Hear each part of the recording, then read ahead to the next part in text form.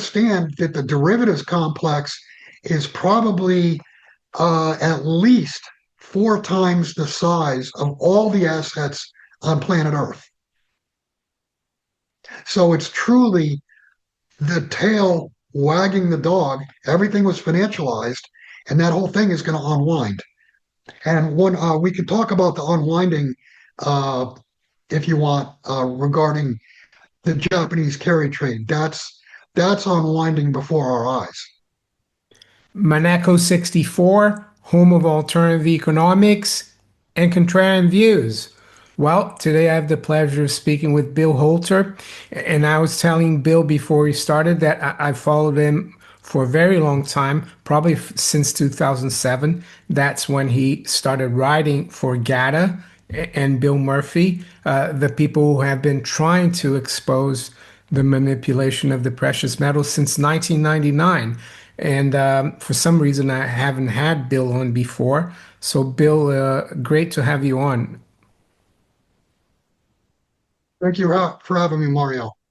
You're welcome. So, I mean, today, the day we're talking is Wednesday, January 14th, and we've seen silver trade up to 92.28. I mean, two years ago, if someone had told me that, yeah, I would have been, I wouldn't have been shocked, but I would have been like kind of surprised because for so many years we've been kind of under the thumb of the bullion banks and all the manipulation. So let's start with that and how you see things at the moment.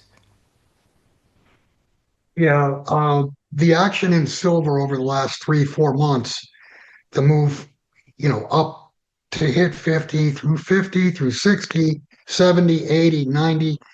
Uh, that move shows that the suppression scheme is failing. And the reason it's failing is because COMEX is primarily a paper market, yet the cash markets around the world are all trading much higher than COMEX. So you've got to ask yourself, what's the real price? Is the real price determined by paper contracts, or is the real price determined on exchanges that are cash and carry? I mean, COMEX last night in China closed, I'm sorry, silver in China closed at 91.50. That's $10 over US prices. So what's the price? Is it 101 or is it 91? It's clear that the paper scheme is failing. Yeah, and what do you think it means for the greater system, the whole monetary financial system that the paper scheme, not just in silver but in gold, is failing? Because a lot of people out there don't think silver nor gold are important, but I personally think they are at the heart of the system. So maybe you could elaborate on that for the viewers. Yeah, for those that think gold and silver are not important, I would just say, just watch. You're going to find out. Uh, in my opinion, silver will fail to deliver probably in the March, April timeframe. When I say fail to deliver, I think they're going to go force majeure and they will deliver cash instead of silver. And what that tells you is that the contracts are worthless because uh, if you can't perform. And my past partner, Jim Sinclair, used to always ask the question, what is a contract worth if it cannot perform? And the answer to that is zero. Uh, People need to understand that when silver fails to deliver, that is going to set off the derivatives complex, the what Warren Buffett calls weapons of mass financial destruction. They're going to blow up because confidence, trust is going to break. As soon as silver goes failure to deliver, gold will follow. And when you have contracts that are not performing, then you're going to have traders asking, well, what's next? Is wheat next? Is nickel? Is copper? Is oil? You name it. And understand that the derivatives complex is probably at least 4 times the size of all the assets on planet Earth. So it's truly the tail wagging the dog. Everything was financialized, and that whole thing is going to unwind.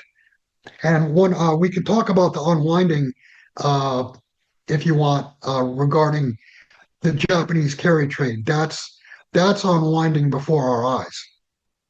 Yeah, I mean, I've covered the carry trade, Japanese carry yen carry trade on the channel. I even have a playlist for it, and I used to work as a government bond market futures and options broker. So I'm aware of that. And you mentioned derivatives, and to tell the viewers, I think what Bill means by unleashing like mayhem in the derivatives market, it's not just gold and silver derivatives, but interest rates derivatives. That's like makes up 2/3 of all the derivatives.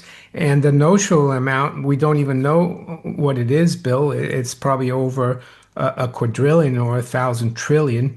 And yes, I saw the last few days, Japanese government bond yields have spiked massively. We're seeing that the Japanese prime minister has called for a snap election, general election, and also seeing that the yen is weakening quite a bit. So yeah, maybe you could tell us how you think that's going to impact the rest of the markets, because Japan is really important, providing liquidity for all the risk assets, right? Yeah, understand that the carry trade started because rates had basically been zeroed out in Japan. Rates were much, much lower than the rest of the world. So what they did was they borrowed in yen at yen interest rates. And when they pay back, they're going to have to turn around and buy dollars to do that. But the higher interest rates, I mean, rates had gotten down to basically 1/4% on the 10-year and maybe a little bit higher on the 30-year. Those rates now of 30 years 350. I'm sorry, not a 30-year, that's a 10-year, I believe. Um, what that's doing is it's squeezing the borrowers, and it's making it harder to carry. And then the yen dollar relationship is making it harder to pay back. So that capital that was borrowed by the carry trade went into bonds, went into stocks, went into assets basically, and supported them.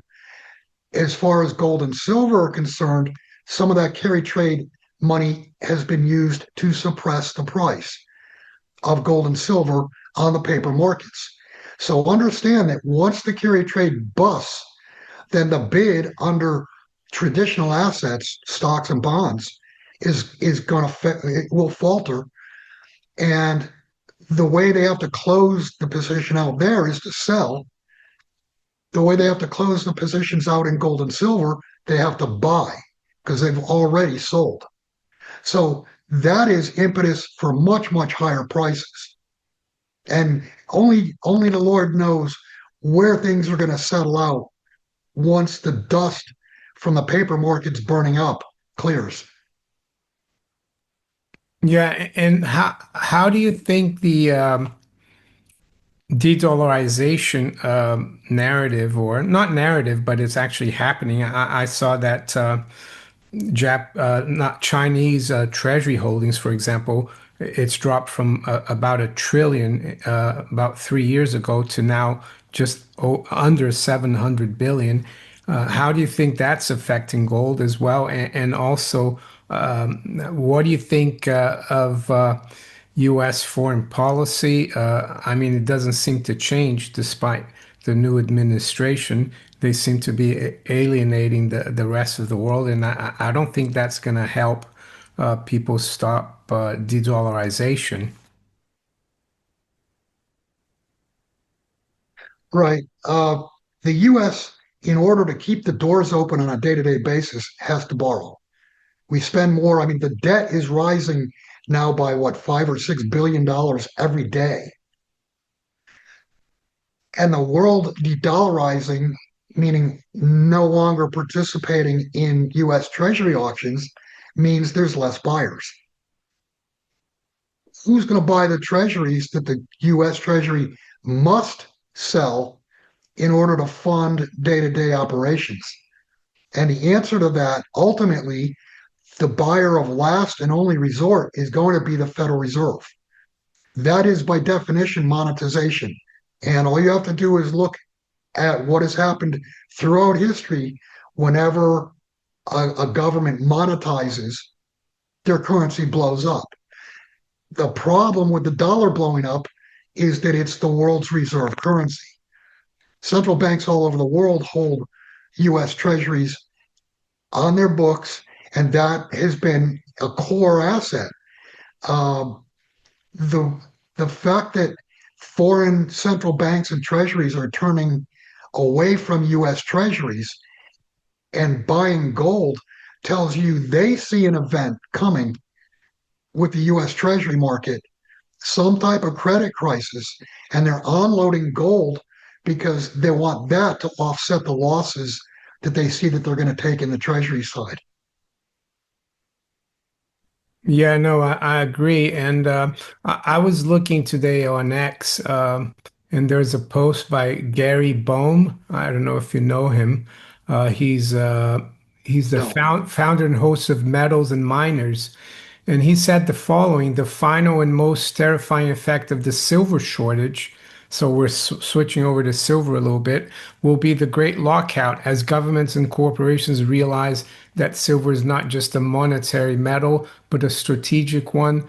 They will move to secure their own supplies at any cost. They will buy mines, they will nationalize production, and they will shut down the retail market completely. The day is coming when the average investor will no longer be able to buy physical silver at any price. Do you think that's a little bit exaggerated, or do you agree with that? no, I agree with it. That's not an exaggeration. Yeah. And it could happen anytime with no warning. Yeah, and it's ironic, Bill, because back in 2021, around the same time of the year, there's the silver squeeze movement, and that failed. And I think it failed because it was a movement like by retail, like people like me. Little guys. Yeah, the small guys. But now, this time, it seems to be sovereign governments doing it. They want the silver, and I think the COMEX and the LBMA manipulators they didn't see that coming, and so yeah, I agree with Gary Bohm as well. Yeah, it's the silver, the squeeze 4 or 5 years ago. Like you said, that was retail investors mostly. Um, all you got to do is just look back a couple of weeks ago, and Elon Musk made the comment "not good" on X regarding China basically shutting down their silver exports at a time when COMEX and LBMA are experiencing shortages, and all you have to do is look at the math. The amount of silver available that could be gone through in a day with just one or couple of big orders. I mean, very big orders, but understand that type of money is out there in multiples. Yeah, and Jim Sinclair, your old partner. He said, and because I've spoken to, I don't know if you know Peter Carlin, he wrote a pocketbook of gold Yeah, with Jim Sinclair, sure. and he said that Jim Yep. thought that in the next big bull market of gold and silver, that we wouldn't see the price come down like it did after 1980, and that it would be Correct. completely different. Is that how you see it? And how are you positioning yourself with your physical gold and silver? And are you also involved in the miners? If you could cover those uh, uh, 2 points or 3 points. Sure. Yeah, Jim believed that the final episode, and that's what we're in now, gold and silver would reset to higher numbers and not come back down like they did in 1980 and 2011.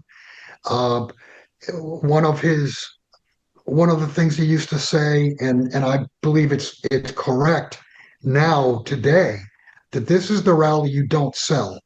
This is the rally you don't try to trade. The reason being, we're going to wake up one day and, like you just talked about, there's not going to be any metal available to buy. So if you had sold and taken a profit, where are you? You're sitting in Federal Reserve notes without the ability to get back into silver or gold. So this is the rally you don't sell. As far as positioning of gold and silver, I mean, I've recommended now for probably 10 years, because of the gold to silver ratio, that people be at least 70% silver and only 30% gold. And I told people I don't have a problem if you go 100% silver, because the idea is when the ratio comes down, then you swap some silver for gold and you'll end up with more gold ounces than if you just bought them outright. And we're actually at the threshold. My recommendation has been at 50 to 1, you figure out how much gold you want versus silver. And let's say that you decide on an 80-20 mix. Figure out how much that is in relation to your position, and swap a quarter at 50 to 1. Swap another quarter at 40 to 1, another quarter at 30 to 1, and then the last one, just follow your gut. So you'll end up with more gold ounces than you would have if you bought them outright. Uh, as far as mining concerns, yes, I've plenty of different miners, but with the caveat, I hold those certificates, because when the great taking comes, if you got money with a broker, you're gonna lose it. So make sure you get your stock certificates. And the one company that I had been and involved with since 2015 was Jim's company, TRX Gold. That's a mining operation in Tanzania. They basically bootstrapped uh, building building infrastructure. They bootstrapped that from cash flow, and they'll be producing somewhere around 60,000 ounces, gold ounces per year. That's going to give them tremendous cash flow. And that cash flow, I mean, I've had many discussions with management. They're on the same page as I am. They want to use a lot of that cash flow to drill, because in the last 18 months, they've found two new gold bearing zones with the same markers, if you will, that Buckreef has. So they're going to be drilling the two new zones, Anfield and Stamford Bridge. And that's the reason I originally got into the company, not for production, not because Jim was talking about trying to do dividends in gold. I'm a land man. I'm a land person. After looking at the geologicals on it, there's I believed, and when I first looked at it, they had a proven 600,000 ounces. Now it's 2 million or 2.1 million ounces. And with these two other zones and the higher prices, which brings more gold into the proven category, this has got to be, in my opinion, it's got to be an absolute minimum 5 million ounces. That's why I own such a big position in TRX, is because of the land. And as it stands right now, gold in the ground is valued at basically nothing. But if you go back to 1980, go back into the 1990s, mining companies were valued based on what they had in the ground. And that's going to happen again. And when that happens, that will be our ultimate payday. Yeah, and any idea, because I've followed TRX for a long time, and I did have the stock, but I don't right now. Any idea when it's actually going to start getting the gold out of the ground? They already are. By this time next year, they'll be producing 60,000 ounces per year. Do Mm. that math. Yeah, no, that's very good. That's very good. That's like $250 million in cash flow. Yeah, yeah, no, that's great. Um, I just wanted to move over now to a topic that's been been a big debate, and I've been on the hyperinflation debate, and a lot of people have been on the deflation debate. How do you see the end game? They're both right. They're both right, yeah. I guess They're in both terms right. of yeah, in terms of Yeah, we're gold, going to have hyperinflation. yeah. We're going to have hyperinflation in dollar terms, and we're already having massive deflation in gold and silver terms. Yeah, no, I agree. Yeah. And Jim always used to say It that, depends. I sorry. was just going to say it all depends on what you use as your measuring stick.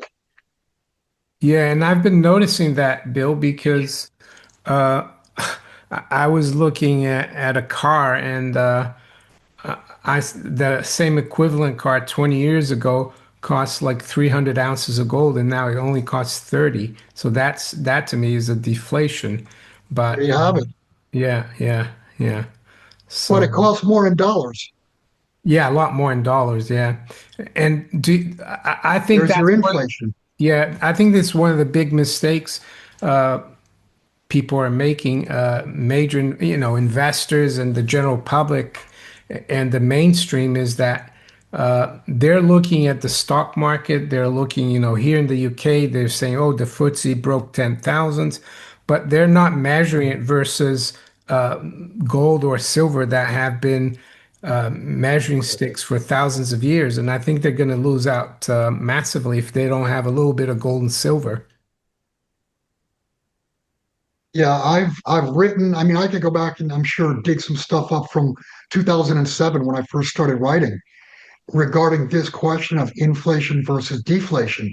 And my standard answer has been we're going to have, and it's proven out, we're going to have inflation of the things you need and deflation of the things you have if you don't have gold and silver.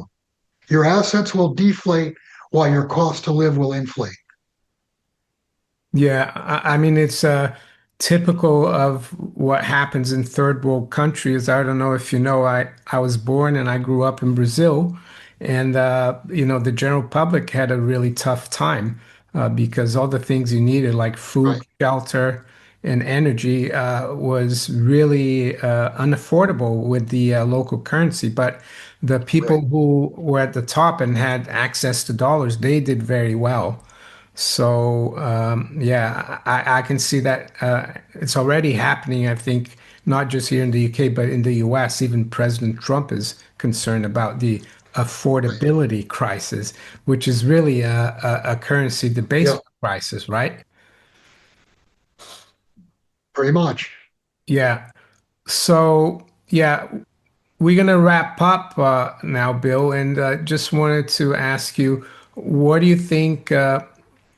Are the most important things that the average person should do in these uncertain times and in a period where the dollar is going down the drain and that's very serious because the rest of the world, all the other currencies as well, are a derivative of the dollar. Yeah, I think you need to have the mindset that you need to protect yourself because no one else is going to do it for you. That means getting yourself right uh, spiritually, physically, mentally, financially. Uh, have the mindset that you've got to do things yourself because if you dial 911, at some point, no one's going to answer. So, what's the checklist of what you need to survive? And go through that, and we're talking about food, water, energy. Do you have the ability to clean water?